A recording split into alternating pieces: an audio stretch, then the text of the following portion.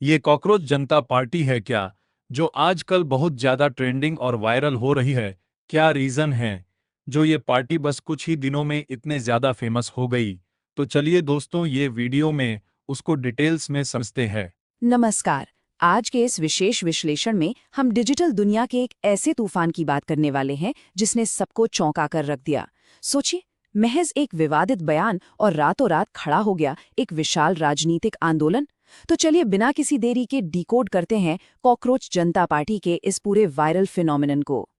2 करोड़ मतलब 20 मिलियन। और गौर करने वाली बात यह है कि ये कोई आम नंबर नहीं है। ये वो चौंकाने वाला आंकड़ा है जो इस नए डिजिटल आंदोलन ने सिर्फ और सिर्फ एक हफ्ते में इंस्टाग्राम पर हासिल कर लिया। मतलब एक हफ्ते में इतने सारे फॉलोअर्स, ये कैसे मुमकिन हुआ? आइए इसकी शुरुआत से समझते हैं।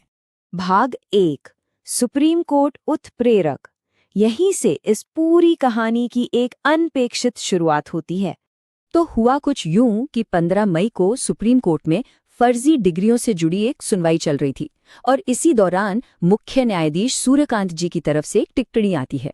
उन्होंने कहा, कुछ युवा कॉकरोच की तरह हैं जिन्हें कोई रोजगार नहीं मिलता और वे हर किसी पर हमला करना शुरू कर देते हैं। बस अदालत के इसी एक बयान ने सोशल मीडिया पर एक ऐसी बहस छेड़ दी जिसकी शायद ही किसी ने कल्पना की होगी। अब अगर हम इस तस्वीर को देखें तो ऐसा लगता है जैसे प्रतिष्ठान ने इस तथाकथित हमले की कुछ ऐसी ही भयावह और युद्ध जैसी कल्पना की होगी। एकदम डरावना सा है ना? लेकिन असलियत में इस बयान के बाद जो आंदोलन खड़ा हुआ, उसका तरीका इस खौफनाक तस्वीर से बिल्कुल उल्टा था। पूरी तरह से शांतिपूर्ण और कहे तो एकदम व्यंग्यात्मक। भाग 2, कॉकरोच का जन्म। एक ऐसा व्यंग्यात्मक जवाब जिसने इंटरनेट का ध्यान खींच लिया। सुनवाई के ठीक अगले ही दिन यानी 16 मई को राजनीतिक संचार रणनीतिकार अभिजीत दिपके ने इस पूरे मामले को एक रचनात्मक हथियार में बदल दिया। उन्होंने लॉन्च कर दी कॉकरोच जनता पार्टी, शॉर्ट में कहें तो CJP। अब ये नाम कोई इत्तेफाक नहीं था, ये सीधे तौर पर सत्ताधारी भारतीय जनता पार्टी यानी BJP के नाम पर एक तीखा और साफ व्यंग्य था। और इस पार्टी की सबसे दिलचस्प बात क्या थी? इनका खुद पर हंसने का बेबाक अंदाज।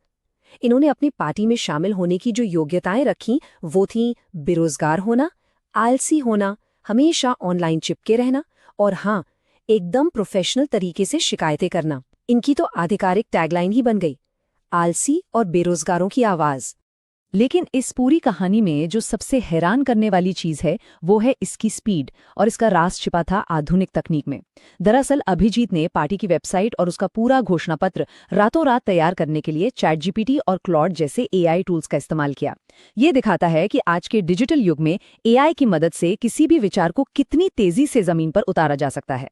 भाग 3, वायरल डिजिटल क्रांति। अब देखते हैं कि इंटरनेट पर यह तहलका असल में मचा कैसे। इस टाइमलाइन पे जरा गौर करते हैं।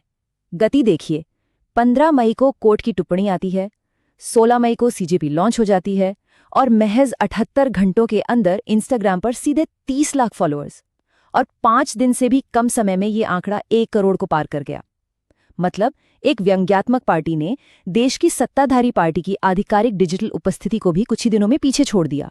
अगर हम 22 मई तक के इन आंकड़ों पर नजर डालें तो इस नेटवर्क का पैमाना सच में विशाल हो चुका था। 3.5 लाख से ज्यादा लोगों ने आधिकारिक सदस्य के तौर पर साइन अप कर लिया था। X यानी पुराने ट्विटर पर 2 लाख से ज्यादा फॉलोअर्स और इंस्टाग्राम पर तो ये 2 करोड़ के ऐतिहासिक और जादुई आंकड़े को भी पार कर गया। भाग 4, ऑनलाइन से सड़कों तक। कैसे ये डिजिटल व्यंग्य एक जमीनी हकीकत में बदल गया। और ये पूरी मुहिम सिर्फ मोबाइल स्क्रीन तक ही सीमित नहीं रही। स्वयं सेवकों ने असल दुनिया में सचमुच कॉकरोच की वेशभूषा पहनकर यमुना नदी में सफाई अभियान चलाए। सुनकर थोड़ा अजीब लग सकता है, लेकिन ये सच है। और देखते ही देखते ये शांतिपूर्ण प्रदर्शन उत्तर प्रदेश, बिहार, पश्चिम बंगाल, मध्य प्रदेश, जम्मू कश्मीर और हिमाचल प्रदेश सहित देश के 6 बड़े राज्यों तक फैल गया। भाग 5, सत्ता की प्रतिक्रिया। अब बारी थी इस वैचारिक टकराव के दूसरे पहलू को देखने की। इस भारी डिजिटल विरोध के बाद 16 मई को ही मुख्य न्यायाधीश की ओर से एक आधिकारिक स्पष्टीकरण जारी किया गया, इस स्पष्टीकरण में साफ तौर पर कहा गया कि उनके बयान को गलत तरीके से पेश किया गया था। उनका निशाना आम बेरोजगार युवा बिल्कुल नहीं थे, बल्कि वे तो केवल फर्जी डिग्रियों वाले पेशेवरों की आलोचना कर रहे थे। अब इसके जवाब में संस्थापक अभिजीत तिपके का जो काउंटर आया वो 2 परतों वाला था। एक तरफ उन्होंने व्यंग्यात्मक रूप से इस टिप्पणी को जानबूझकर प्रधानमंत्री की डिग्रियों से जुड़े विवाद की ओर मोड़ दिया, और दूसरी तरफ उन्होंने गंभीर तर्क भी रखा कि मुख्य न्यायाधीश, जो खुद अभिव्यक्ति की स्वतंत्रता के सबसे बड़े रक्षक हैं, उनके द्वारा की गई ऐसी टिप्पणी युवाओं को ठेस पहुंचाने वाली थी। तो अंत में एक बहुत ही विचार उत्तेजक सवाल खड़ा होता है, क्या एआई टूल्स और सोशल मीडिया के दम पर चलने वाले ये व्यंग्यात्मक आंदोलन ही राजनीतिक विपक्ष का नया भविष्य है? क्या इंटरनेट की ये मजाकिया लेकिन तेज तर्रार ताकत जमीनी राजनीति की हकीकत को हमेशा के लिए बदल देगी? इस पर विचार करना बेहद जरूरी है, क्योंकि एक बात तो तय है, डिजिटल दुनिया की राजनीति अब पहले जैसी बिल्कुल नहीं रही।